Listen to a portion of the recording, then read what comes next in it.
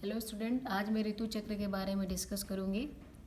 तो ऋतु चक्र में पहले देख लेते हैं थोड़ा सा रजो विज्ञान के बारे में। तो रजह की बाल्यावस्था से शरीर में उपस्थिति के बारे में आचार्यों ने बताया है। आचार्य अष्टांग संग्रह ने बताया है, आचार्य वाग्भट ने बताया है कि पुरुषों में 16 साल से और 70 वर्ष तक ही शुक्रोत्पत्ति और स्त्रियों में 12 से 50। मतलब इन्होंने बताया है कि जैसे नवीन वृक्ष या वृद्ध वृक्ष में पुष्प और फल की प्रतीति नहीं होती तथा नवीन पुष्प और वृद्ध पुष्प में या नवीन फल और वृद्ध फल में गंध की प्रतीति नहीं होती, उसी प्रकार से पुरुषों में 16 वर्ष से पहले और 70 वर्ष के पश्चात शुक्र प्रक्षेप नहीं होता है, और तो स्त्रियों में 12 वर्ष से पहले और 50 वर्ष के बाद रजः की उत्पत्ति या दर्शन नहीं होते। आचार्य काश्यप ने बोला है, स्त्री पुंसयोः सोडित शुक्रे कालावेक्षे स्वकर्मावेक्षे च भवतः, कि स्त्रियों में सोडित, पुरुषों में शुक्र, ये दोनों काल और कर्म की अपेक्षा करते हैं। जैसे इन्होंने उदाहरण से समझाया कि पुष्प में फल की प्रतीति अपने काल पे, अपने समय पे ही आने पे होती है, और काष्ठ में अग्नि होते हुए भी तब तक अग्नि नहीं निकलती जब तक कि काष्ठ का घर्षण नहीं करते, मतलब वो अपना कर्म नहीं करते। इसी तरह से सोडित और शुक्र स्त्रियों में तथा पुरुषों में क्रमशः काल और कर्म की अपेक्षा करते हैं, मतलब अपने काल पे ही उत्पत्तित होंगे, और जो शुक्र है वो मैथुन आदि कर्म से ही उत्पन्न होंगे। फिर रजः का निर्माण ये रस धातु के प्रसाद भाग से होता है। आर्तव का स्वरूप आर्तव आग्नेय होता है और गर्भ उत्पादक होता है और रक्त के लक्षण से युक्त होता है। आर्तव का परिणाम सामान्य मात्रा उसकी 4 अंजलि बताई गई है।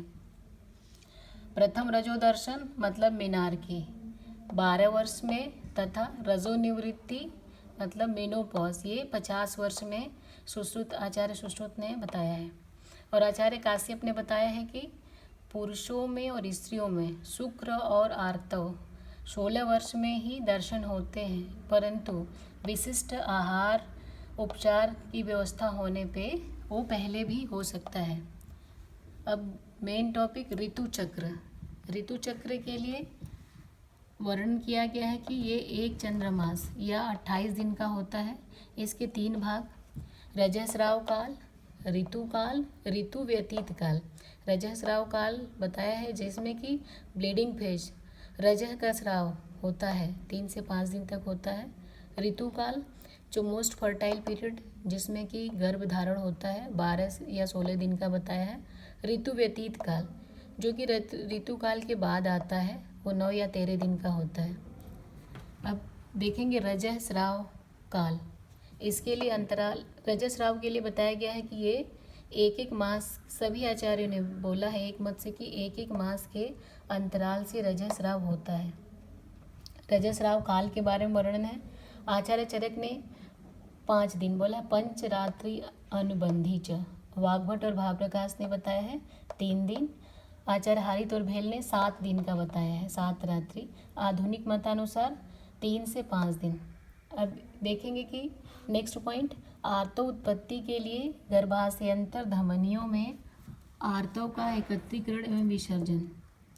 तो आचार्य सुश्रुत ने बताया है, मासेन उपचितम काले धमनीभ्याम तदार्तवम, मतलब 1 मास में उपचित हुआ, ठीक है, दोनों आर्तव विमोचनी धमनियाँ हैं उसके द्वारा गर्भाशय की श्लेष्म कला में जो उपचित हुआ है या संचित हुआ है वह ईसत कृष्ण, कुछ कृष्ण वर्ण का विवर्णम के लिए पाठ भेद से आया है विगंधम, मतलब विशिष्ट गंध युक्त जो है आर्तव वो वायुर योनि मुखम नयेत, वायु के द्वारा योनि मुख में जाके निकलता है। फिर इसके बाद है शुद्ध आर्तव का स्वरूप। तो आचार्य चरक ने बताया, मासात निष्पिक्षा दाह आरती पंच रात्रि अनुबंधी च, मतलब 1 मास में निकलने वाला निष्पिक्षा दाह अर्ति मतलब जो बिना पिक्षिलता लिए हो, दाह और अर्ति मतलब वेदना ना हो उसमें। पंचरात्रि अनुबंधी 5 रात्रि या 5 दिन तक वो श्राव होता है। नैव अति बहु न तो बहुत अधिक मात्रा में हो, न अत्य अल्प मात्रा न तो बहुत कम मात्रा में हो। जैसे बताया है 4 अंजलि सामान्य मात्रा वो होना चाहिए। शुद्धम आदि से यह आर्तो शुद्ध होता है। गुंजा फल सवर्णम च पद्मलक्तम सन्निभम गुंजा फल के वर्ण का हो या पद्म पुष्प या अलक्तक के वर्ण का हो। इंद्र गोपक इंद्र गोप के समान हो वो आर्तो शुद्ध माना जाता है। आचार्य सुश्रुत ने बताया है सशास्त्रिक प्रतिमम मतलब शशक के खरगोश के रक्त के समान। यत्तु यद्वा लाक्षारस उपमम या तो लाक्षारस के वर्ण का समान हो। तद आर्तवम प्रशंसन्ति वह आर्तव शुद्ध माना जाता है। यद वासो न विरंजयत जो कि वस्त्र को रंजित न करता हो मतलब अगर कपड़े में लग जाए तो उसको अगर हम गर्म पानी से या ऐसे धो लें तो वो पूरा कलर हट जाए। अब देखेंगे रजस्वलाचर्या। आचार्य चरक ने रजस्वलाचर्या के लिए बताया है कि रजो दर्शन से लेके 3 रात्रि तक स्त्री को ब्रह्मचारिणी रह के भूमि पर शयन करना चाहिए। हाथ में अजर्जर पात्र में अन्न रखकर किसी भी प्रकार से प्रक्षालन न करे। तो उसके बाद चौथे दिन से वो उपटन आदि लगा के सिर से स्नान करके श्वेत वस्त्र धारण करके पुरुष भी श्वेत वस्त्र धारण करे और तब सहवास कर सकते हैं। और आचार्य सुश्रुत ने उन्होंने रजस्वला का विशिष्ट वर्णन किया है तथा बताया है कि कुछ विशिष्ट कर्मों का उन्होंने निषेध बताया है कि ये कर्म रजस्वला के समय जिस समय ब्लीडिंग हो रही है उस समय नहीं करना चाहिए। अगर करेंगे तो जो उस रजस्राव काल के बाद वाले ऋतुकाल में गर्भ धारण होता है उसमें उस गर्भ को इस तरह की विकृति आ जाती है। जैसे अगर दीवा स्वाप है, अगर रजस्राव में दीवा स्वाप करेंगे तो वो जो बच्चा पैदा होगा वो स्वापशील बहुत ज़्यादा सोने वाला निद्रालु होगा। और अंजन लगाएंगे तो अंधा बालक पैदा होगा। अश्रुपात करेंगे तो विकृत दृष्टि वाला होगा। स्नान अनुलेपन करेंगे तो दुखशील हमेशा दुखी बालक ऐसा होगा। तो इस तरह से आचार्य सुश्रुत ने और भी बताया है कि ये सब कार्य नहीं करने चाहिए। और आचार्य वाग्भट ने बताया है कि यव अन्न को दूध के साथ थोड़ी थोड़ी मात्रा में लेना चाहिए जिससे कि शरीर का कर्षणार्थ हो और कोष्ठ का विशोधन हो। और आचार्य वाग्भट ने बोला है कि रजस्वला को स्वेदन नहीं देना चाहिए, स्वेदन का उन्होंने निषेध किया है। अब देखेंगे कि रजस्राव के समय में मैथुन नहीं करने के लिए सभी आचार्य ने बोला अगर उस समय में मैथुन करते हैं तो उसका क्या परिणाम होता है। तो आचार्य सुश्रुत ने बताया है कि प्रथम दिवस और द्वितीय दिवस अगर पहले और दूसरे दिन मैथुन करते हैं रजस्राव के समय में तो अनायुष्य पुंसा मतलब जो पुरुष मैथुन करता है उसकी आयु का नाश होता है। अथवा सूतिका ग्रह मृत्यु अगर किसी तरह से बालक ठहर भी जाता गर्भ ठहर भी जाता है तो उसकी सूतिका ग्रह में ही मृत्यु मतलब पैदा होने के तुरंत बाद ही मृत्यु हो जाती है। अगर तृतीय दिवस या तीसरे दिन में मैथुन करते हैं तो उस समय असंपूर्ण अंग मतलब पूर्ण तरह से विकसित बच्चा पैदा नहीं होगा और उसकी आयु बहुत कम होगी उस पैदा हुए बालक की। अगर चतुर्थ चौथे दिवस में मैथुन करते हैं तो संपूर्ण अंग और दीर्घायु मतलब पूरी तरह से परिपूर्ण और अच्छा बालक पैदा होगा। तो ये रजस्राव का पूरा वर्णन हो गया। अब हम देखेंगे नेक्स्ट ऋतुकाल। ऋतुकाल के लिए आचार्य इंदु ने बोला है कि इस समय निषिक्त बीज डालने से ही फल की उत्पत्ति मतलब जैसे अगर सही समय पे धान वगैरह लगाया जाए तो उसमें से सही फल की प्राप्ति होती है, तो इसीलिए इसको ऋतुकाल कहते हैं। इसकी अवधि के लिए बताया गया है ऋतुस्तु 12 रात्रम भवति दृष्ट आर्तवा। सुश्रुत ने बोला है कि दृष्ट आर्तो मतलब जो रजस्राव है उसके बाद 12 रात्रि 12 दिन का जो होता है ऋतुकाल होता है। अदृष्ट आर्तव अप्यस्ति ते के भाषन्ते। कुछ और आचार्यों के मत से उन्होंने बताया कि अदृष्ट आर्तव में भी ऋतुकाल होता है।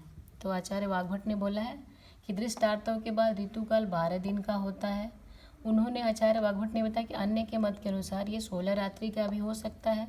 अगर शुद्ध योनि गर्भाशय आर्तव हो तो एक मास का भी ऋतुकाल हो सकता है। इन्होंने बताया है कि अन्य आचार्यों के मत से ऋतुकाल आर्तव के अदृश्य होने पर भी हो सकता है।